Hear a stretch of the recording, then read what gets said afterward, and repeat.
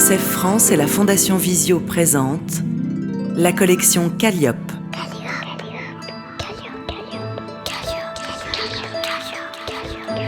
Des livres pour tous les enfants, y compris aveugles ou malvoyants.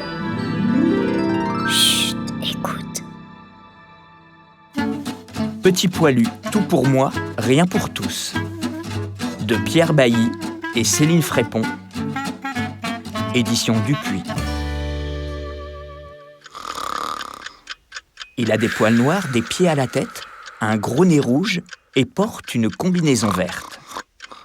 Dans sa chambre, Petit poilu dort profondément. Posé sur la table de nuit, le réveil indique 6h55 du matin.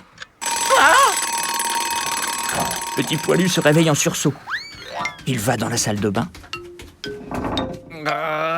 monte sur un tabouret et se regarde dans le miroir. Derrière lui, son chat se lèche tranquillement les pattes. À la table du petit déjeuner, devant son bol de céréales, Petit poilu s'amuse à faire tenir une cuillère en équilibre sur son nez.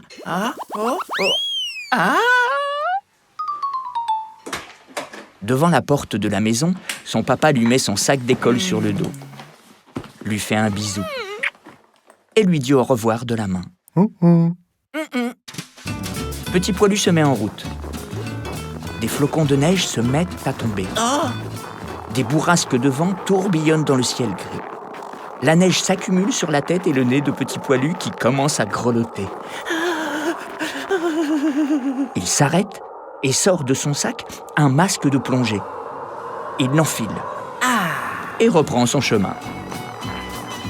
Progressivement, il s'enfonce dans la poudreuse. S'enfonce et ne peut plus avancer. Il décide de creuser un tunnel avec ses petites mains.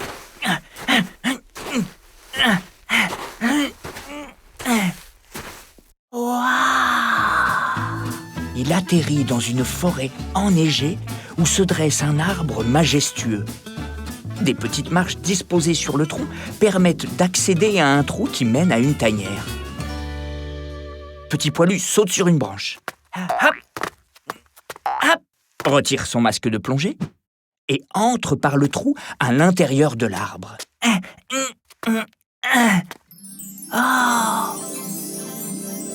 Il aperçoit deux adorables écureuils, Grignard et Bégu.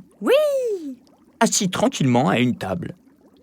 Une casserole chauffe sur un poêle à bois. Deux énormes baskets, une rouge et une verte, avec une porte sur chacune d'elles, permettent d'entrer dans leur chambre. Petit poilu descend les marches et rejoint les écureuils. Ils échangent des poignées de main chaleureuses. Et s'installent tous les trois à table. Grignard sert des verres de jus d'orange. Petit poilu sort de son sac un énorme gâteau à la crème fraîche avec une cerise. Tada! Bégu coupe une part pour Petit poilu. Une autre pour Grignard, et se prend les 3/4 du gâteau pour lui qu'il dévore en une bouchée.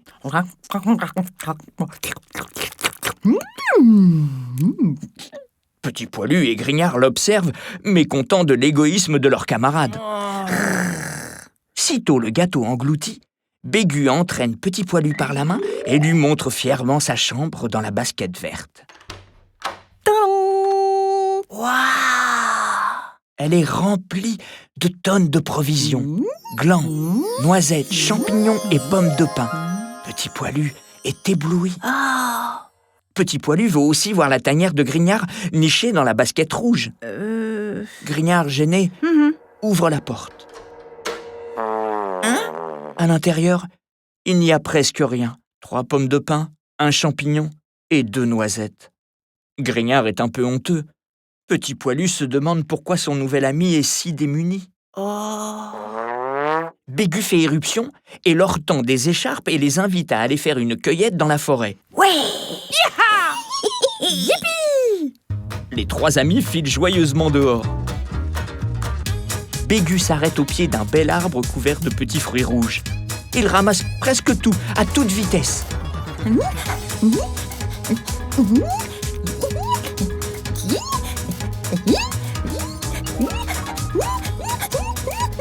remplit son sac et file le vider dans sa tanière.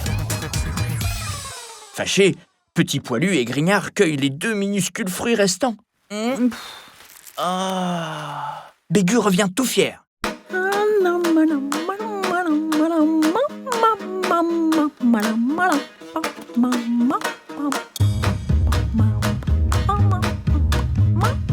Les 3 compagnons reprennent la cueillette. Petit Poilu sourit en voyant un tas de pommes de pin au pied d'un sapin. Wow! Bégu se précipite. Oh, oui. Hey.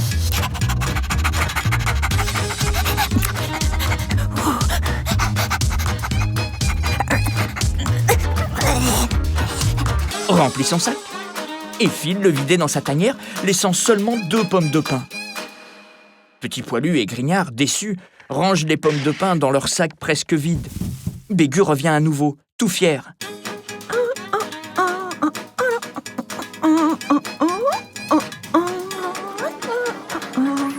Ses camarades le suivent, l'air pas contents du tout. Ils aperçoivent des champignons rouges. Cette fois-ci, Petit Poilu et Grignard ne se laisseront pas faire. Ils courent vers les champignons. Ouais! Sauf que Bégu sort un filet avec un manche qui se déploie comme un élastique. Il attrape les champignons et en laisse 2 minuscules. Il file à nouveau vider ses provisions dans sa tanière. Revient, l'air toujours fier.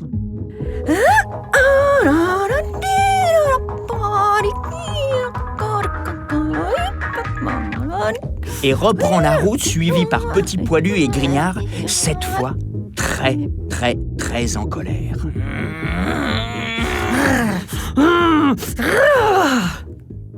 Ils s'arrêtent tous les 3 devant une grotte avec de beaux stalactites, de gros glaçons en forme de cône.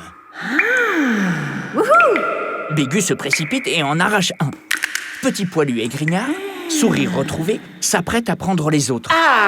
À la vitesse de l'éclair, Bégu s'empare de tous les stalactites, les fourre dans son sac et file dans sa tanière.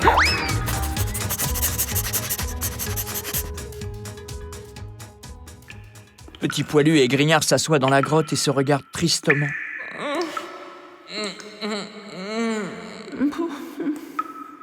Pour se réconforter, Petit Poilu sort de son sac une photo où il est dans les bras de sa maman. Il se met à pleurer. Grignard aussi. Soudain, Petit Poilu se lève, la rage au ventre. Ça ne va pas se passer comme ça. Il retourne avec Grignard dans la tanière, prêt à en découdre. Pendant ce temps-là, Bégu dispose les stalactites dans sa chambre.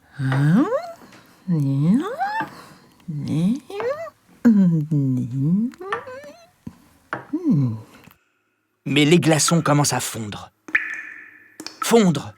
À fondre tellement qu'ils créent une inondation. Bégu s'affole, à moitié dans l'eau.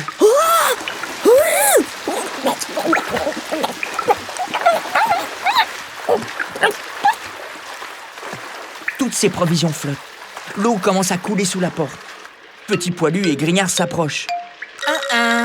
Ouvre la porte. Splash! Une énorme vague s'abat sur eux. Une fois la vague passée, Petit Poilu et Grignard sont tout étourdis. Ils reprennent leur esprit et vont voir Bégu dans sa chambre. Le petit écureuil tout triste regarde la seule provision qui lui reste. Un minuscule champignon. Grignard, qui a un cœur en or, entraîne son ami par la main. Voilà! L'emmène dans sa chambre et partage ses provisions avec lui. Bégu le serre fort dans ses bras. Petit Poilu les observe et a une idée. Hey! Il va chercher le lit de Bégu et l'installe dans la chambre de Grignard qui met ses provisions entre les 2 lits pour partager. Bégu s'interroge et comprend enfin. Il partage à son tour les provisions. Petit Poilu et Grignard lèvent les bras victorieux. Oui! Youpi! Grignard, qui a un cœur en or, donne une pomme de pin à son nouvel ami Petit Poilu. Bégu fait pareil et lui donne une noix. Heureux, les 3 amis se font un gros câlin. Oui.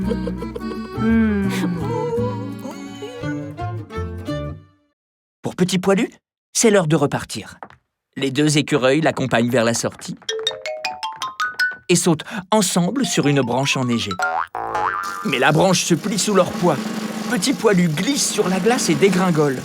La branche se redresse d'un coup et le projette comme une fusée vers la poudreuse. Les deux petits écureuils lui font des grands au revoir de la main. Lala. Petit Poilu atterrit dans la neige.